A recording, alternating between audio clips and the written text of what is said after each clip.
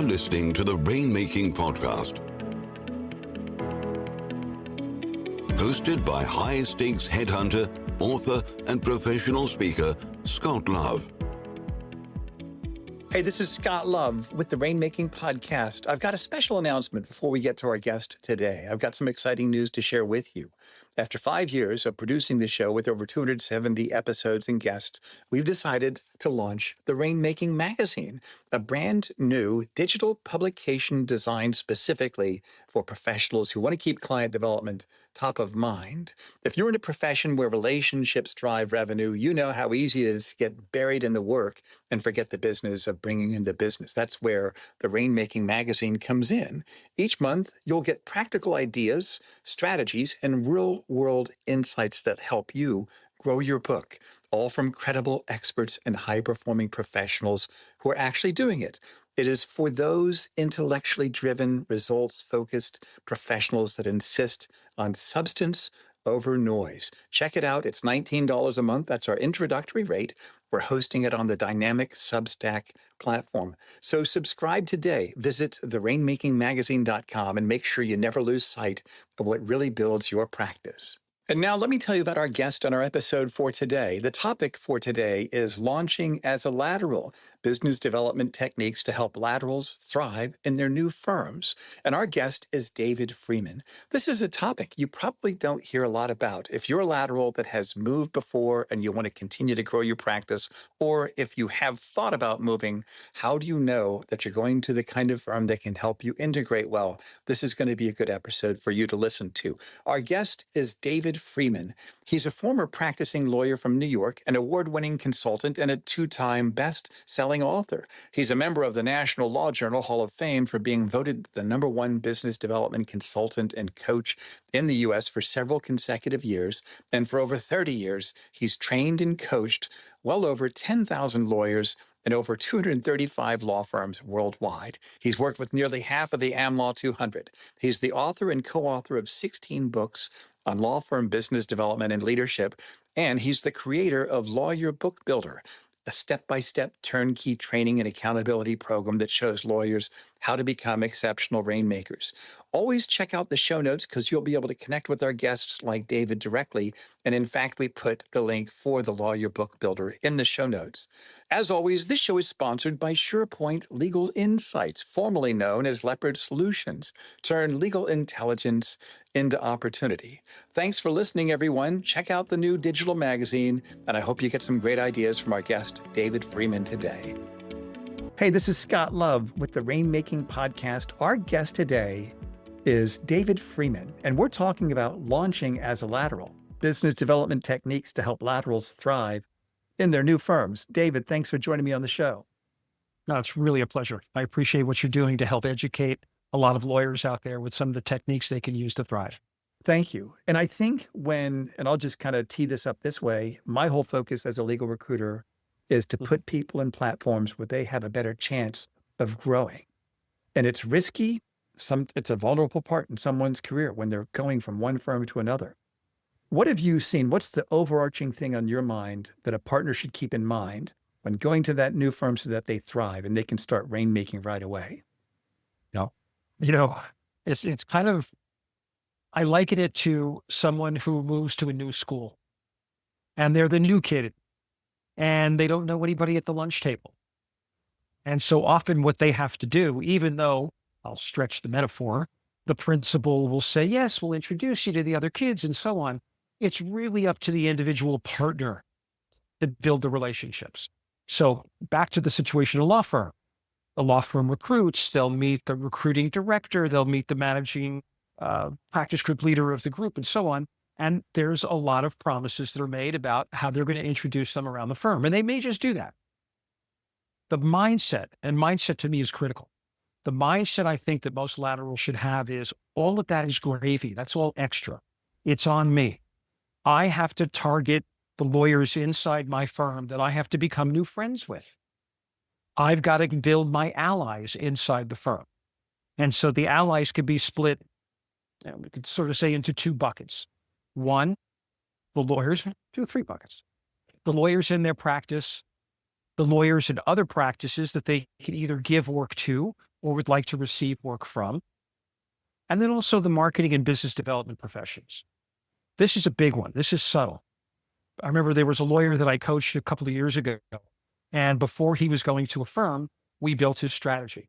And one of the strategies was to find the right marketing person in the firm and say some version of, make believe you have absolute control of me. What would you do with me to maximize my potential here in the firm? And when he brought it up that way, the marketing person said, no lawyer has ever given us that permission. We have this idea, there's this group and we do this and we do that. And this person got so much value. And so tying this together, it's also connecting, I call it the role of the watcher, to find people inside the firm to do things with on a consistent basis. Right. So we'll find, go ahead, Scott. Let me ask you this. Are there preconceived Please. ideas that people have, such as this marketing staff person that you mentioned? Do they have a preconceived idea that a new partner just doesn't want to be bothered, that they figured things out, they don't want to be helped? What do you think? It's somewhere in between, but it often, the marketing and business development people have felt some pain in the past. And so once burnt, twice shy. Right. And so they don't come in and go, here's everything, because often lawyers are not all that accepting of that. But again, the ones that are wired that they want to grow their practice, grow the practice of the firm, cross-sell, receive opportunities, they understand where their allies and where their passionate people are. And so I think there's sometimes a reluctance to come on very heavily from a marketing person to the new lateral. I can understand. So this is why the lateral needs to be the one to swing that door open and to give them permission and say, teach me. What are the conferences I should know about? Which other lawyers should I know about? Do you need anything with publication or PR? When you look at the marketing and business development department, their single most important job is to make every lawyer as wealthy as possible, to help them bring in as much revenue as possible. And there's sometimes some friction between that because, of course, lawyers rightfully think that their job is to practice law. And I say that with air quotes because it's yes and.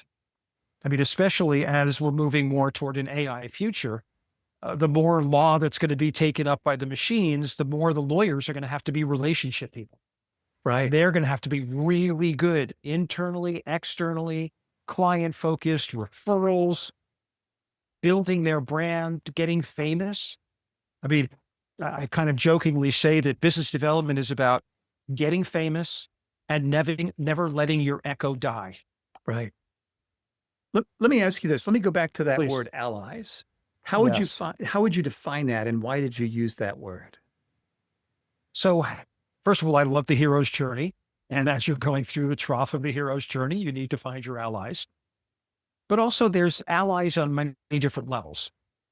The one that's usually presented to a lateral is, we'll give you a lateral mentor, someone to help you through. Okay. But then there are going to be lawyers in the practice that have the power to refer work to the new lateral.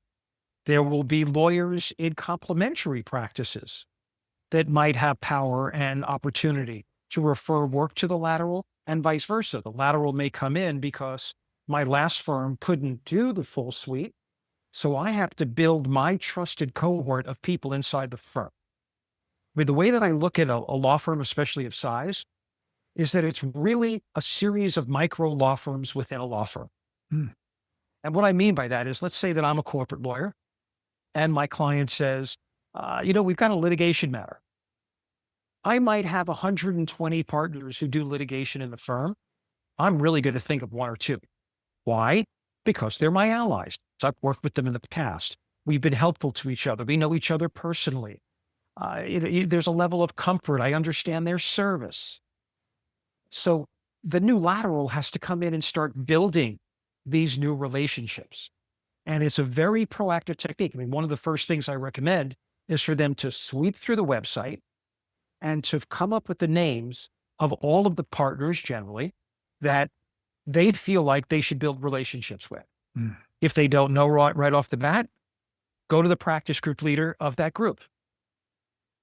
Transparency. This is what I'm looking to do. I know everybody's going to thrive if I build the right relationship. So who should I get to know? And then another ally thing related to it is if I am going to build a new friendship with somebody, usually I need to show up with some gifts. I love my air quotes. And so what are my gifts? It could be that I'm happy to do a review of their policies and procedures in this area. If I'm an IP lawyer, I'm happy to review their trademark portfolio.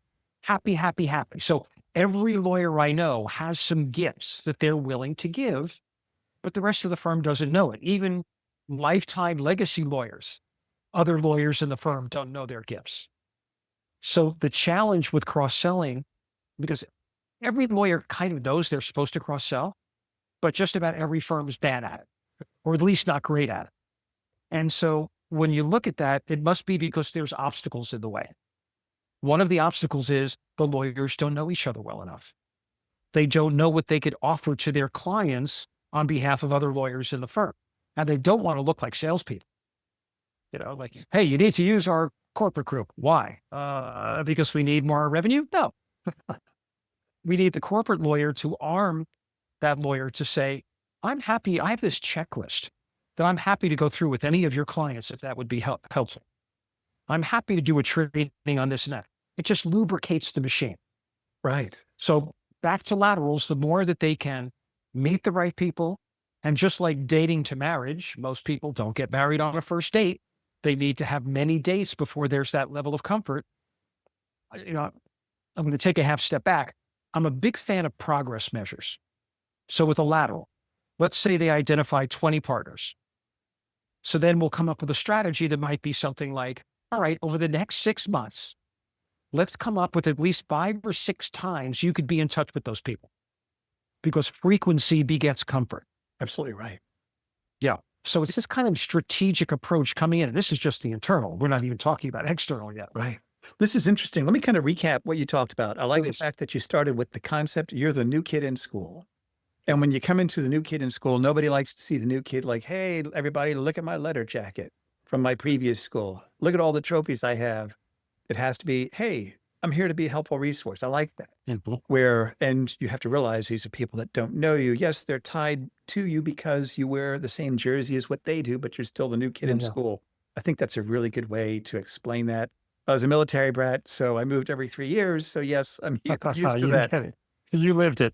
And I like the fact you segment it into 3 different people: lawyers in their own practice, lawyer and other practices that are connected, and then marketing and BD professionals. And what's interesting, what you mentioned about build a plan. I've even advised many partners when they're at the LPQ phase, which stands for long, painful questionnaire. That's when they're really putting it down the data on the lateral partner questionnaire. Write up a mini business plan, spend time on the site. Who are the practices? Who are the people that you'd love to meet with? So that if and when we get to that point where they're talking about the business case, you've already thought this through. And so let me ask you this. Do you recommend a new lateral joining firm? Should they spend time on paper and write this plan out? What do you think about that, David? Oh, yeah, absolutely. I mean, the more you can write something out, the better. Yeah. And, a process that's attached to this is, in my coaching, I'll often ask, so what is the system that you have to guarantee that you will implement your business development? Well, guarantee, that's kind of a word I don't put together with business development. And then when I ask them, talk to me about your list of your prospects, your most high value people. Where does that list live? It's usually a variation of in my head, in a folder, inside other folders, somewhere here, somewhere there. And I recommend that they create something that I lovingly call the memory matrix. The memory matrix. Okay. What is that? Memory matrix, which is very simple. It's an Excel spreadsheet. Down the left-hand column is the name of everybody who's important to you that you don't want to forget about. And then going across each column would be the months of the year. And then if they have a system where they're checking in with people, now they're never going to forget these people, and they look and they see a gap of 2 to 3 months, it's too long. I need to reach out to Scott. Let me come up with an excuse. And I call this the 30-second rule, because many times lawyers shoot themselves in the foot before they even get started. Oh, they don't want to hear from me. They're too busy. They're not, just story after story. So I asked them to put that little gremlin aside and allow the 30-second rule to come in and ask yourself the question, what would I do to comfortably reach out to this person? And then with coaching, we come up with ideas and all that stuff. But having a visual reference tool, and you've got your top 50, 100 people, and you see a 2-3 month gap, you stop, boom, you reach out. I mean, I just did this, a lawyer at an AmLaw 10 firm 2 days ago. She created her memory matrix a month ago. We had our coaching call 2 days ago, and she just laughed. And she said, I looked at the memory matrix. I saw I hadn't been in touch with this person. I reached out. I got a piece of work. And so it's just the game of just being top of mind so that people don't forget you. You've got to keep that echo alive. And that's a challenge for laterals, especially at a firm, because they're the new people. So they're going to get forgotten. Even if there's a big announcement and they're standing up in front of the firm retreat, hi, I do this, I do that. In 5 minutes, they're forgotten. So it takes a targeted effort for them to push themselves into the fabric of the culture of the firm. And I've got techniques around that I could share as well. This is great because it's simple. It's not complex.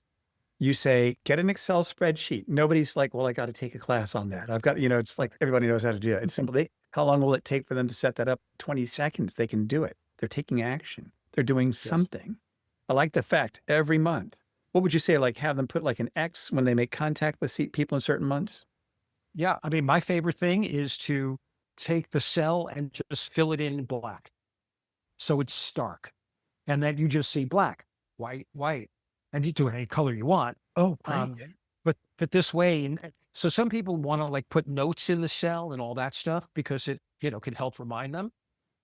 You could, but it's doing two things instead of one. I want the memory matrix to just be the slap in the face that reminds you I should be in touch. Then you could go dive in, but it's simple. It's easy. You don't have to scroll super deeply. And then another little subtlety to this is, let's say that you think that there should be, for Scott Love, there should be a 3-month touch sequence. All right. So you and I talk today. In 3 months, I'll put yellow in that box. 3 months after, yellow in that box. So this way, when November shows up, I just look down the column. I see yellow, yellow, yellow, yellow. It reminds me who to be in touch with. So it's just, an idiot-proofing way to remind you not to let the most important people in your career slip away. That's fantastic. That's so simple and so doable, and anybody can do it, and it takes no time to do it. I don't, you start with one name. It's like, Yeah. I have a lot of names. Take 5 minutes, whip out the first names that come to you. And then as you're kind of going through your days and days, another name, put it in, another name, put it in. You don't have to go take a deep dive into this immediately. It really is simple. And this can be lawyers in the firm, external existing clients, former clients, prospective clients, referral sources, media sources, whoever is important, who can leverage you forward in your career, put them somewhere so you never forget them. That's great. I mean, one of the things I often tell the lawyers I coach is you spend a career trying to collect important people, and then you let them go away. You don't have a system for holding on and reminding. So that in itself is probably one of my most subtle, small but big techniques, because sometimes it's not the sexy idea that's going to win. It's just being there consistently and being out in front for when the time is right. Absolutely right. Let me ask you this question. And I'll preface it by saying I like the fact that you put the burden of responsibility on that individual partner or group leader that moved over. And I think the best way I would explain that is in healthcare, you can't expect your healthcare practitioner to drive the process. You have to take responsibility. What do we need to do next? Are there any tests that we need to do? Things like that, right? Yes. And I think just it's a shared burden with you and your healthcare provider. I think the same thing with the partner that joins, but really the burden is on the partner, because if the book doesn't grow, who's going to get in trouble? The partner. And Right. So let's say somebody tries this and they're going through it and they're just not seeing the results that they want. What do you think that person should do? Or what have you seen in similar scenarios where 6 months later, they're just not getting traction within that firm? What do you think they should do? Yeah. It's a big question. There's probing questions under that question that you're giving. But, if it's if they're not targeting the right people, there's going to have to be some reflection. Am I not targeting the right people? Am I not following up in a good way? Does my personality stink? Uh, you know, I mean, this is a reality. Some people don't want to work with other people. Uh, have I just not found my tribe? And, there are certain personalities that jive with each other more than others. Maybe I'm not offering enough value to them to make them comfortable to go out there. I mean, there's a book called Giftology, and it's the art of giving gifts to increase business, get referrals, and so on. And he's got a phrase that you need to be a giverpreneur. You need to be in the business of giving. And so I'll take a half step back from your question. I'm a big fan of measuring the right things. Now, law firms measure lag indicators. They measure revenue in hours, but that's only going to happen if the right things are done up front, the lead indicators. So measure the number of times you're talking to other lawyers in the firm, measure the number of gifts, measure the opportunities that you're giving to other lawyers in the firm to either get work, get visibility in conferences, co-author, it's kind of like, I've got 3 kids. And whenever the school year would start, I would say to them, do me a favor. For the first 3 weeks to a month, can you exceed expectations in your classroom? Because that's going to set the tone for the rest of the year. Make sure you're on time. Do your homework really well. Raise your hand and talk. And then that sets an impression. And if you remember the old Head and Shoulders commercial, you don't get a second chance to make a first impression. When a lateral comes in, that first 30, 60, 90 days is critical. So I recommend, there was a story I remember of a lateral, a lawyer on a Friday afternoon sent a message out to the firm saying, hey, I really need help doing X. This brand new lateral wrote back immediately, I'm your guy, happy to do it. Nailed it over the weekend. It was done by Monday. The lawyer was thrilled with the work, told everybody. That was a wow moment. So one of my fun measures is, how can you wow as many people as you can? Again, we're not even talking about externally yet. We're really just talking the internal world. Can you join certain committees and offer to do things that maybe have been languishing? Right. And of course, strategically be in the right committee where the people are there that you want to get to know. I remember one lateral, he came in and he was put on the comp committee. Shit. Needless to say, that gave me incredible street cred right away in front of the rest of the firm. So if you can get a leadership title, that's another way, because then it gives you clout, gives you quote unquote permission to reach out to other people in the firm as a leader. I want to talk to you about, fill in the blank, but get noticed, get seen, and stand out. That's And great. this is like I recommend for any lawyer. If you're going to a conference, try to take a speaking position. Try to be a leader at an organization. So you give yourself permission to be seen as more equal than other equals. Kind of Animal Farm. Everybody's the same, but some are more equal than others. That's right. So lots of different techniques there. And then, of course, externally, the idea of building your ally base inside the firm. This way, you've got a great story to go out to your market. Hey, I just joined XYZ firm. I met these 3 lawyers and I really think you should meet them. They are so brilliant in this area. And here's their gifts. And they're happy to do X, Y, and Z for you. So you've got a great excuse to reach out to the network. You've got a great way to build relationships in the firm. It's a beautiful sandwich that one could put together to get the win-win internally and externally.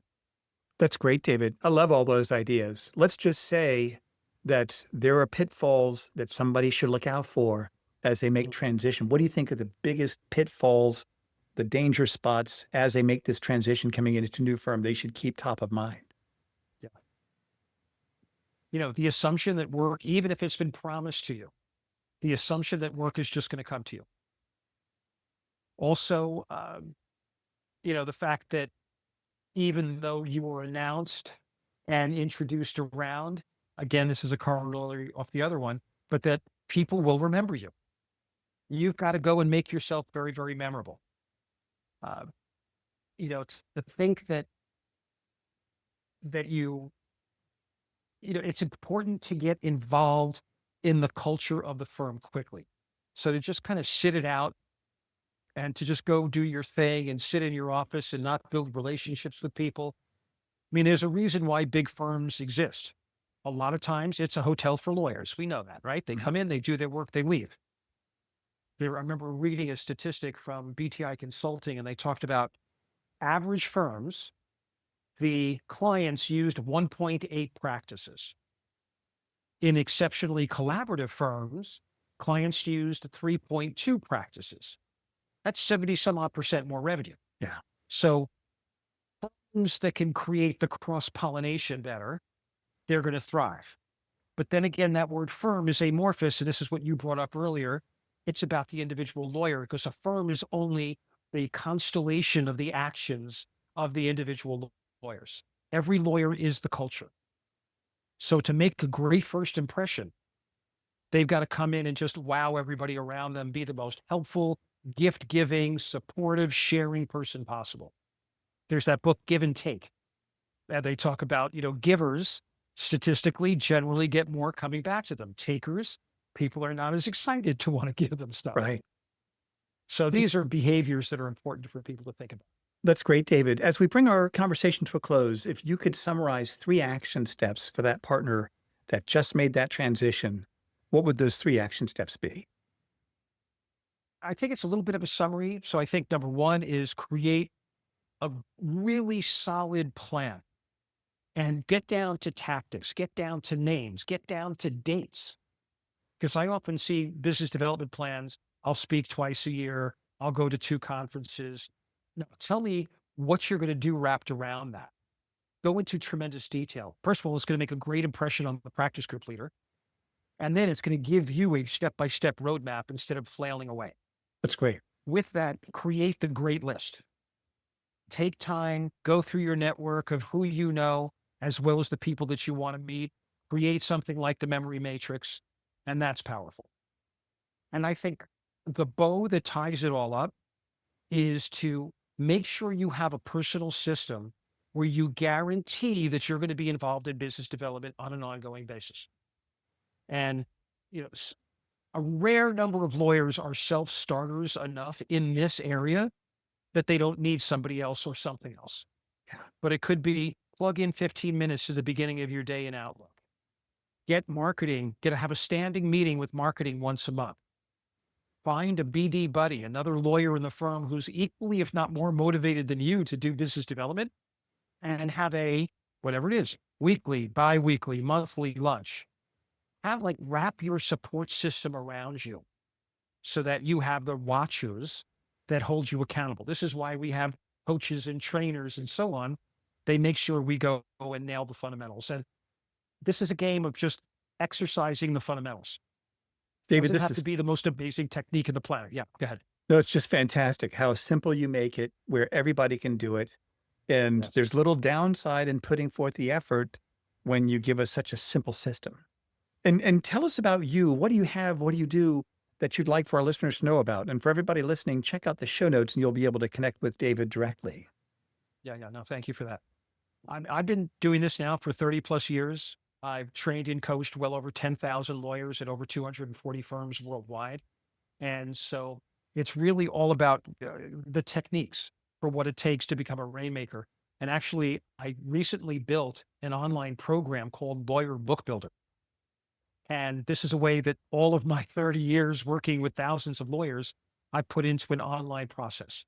So it's a way that you can have access to everything I've learned, so to speak, over that time period. And then there's a fun little tool actually on the davidfreemanconsulting.com website. It's called the Return on Potential Calculator. It's right there up in the hero section at the top of the page. And you click on it and it basically walks you through a process to show where you're leaving money on the table. It's really kind of eye-opening to see that if you just did more cross-selling, if you just did more conferences, this, that, and the other, how much money is actually waiting for you if you do it there. Interesting. So we're going to put the link to your course and then also the link to the tool that you mentioned, David, on the show notes for everybody listening. David, thank you for being a guest on the show. I'd love to have you back on in the future. Great job. And thank you so much for sharing your wisdom today. Scott, it was really a pleasure. Thank you so much. Thank you for listening to the Rainmaking Podcast. For more information about our recruiting services for international law firms, visit our website at attorneysearchgroup.com. To inquire about having Scott speak at your next convention, conference, sales meeting, or executive retreat, visit therainmakingpodcast.com.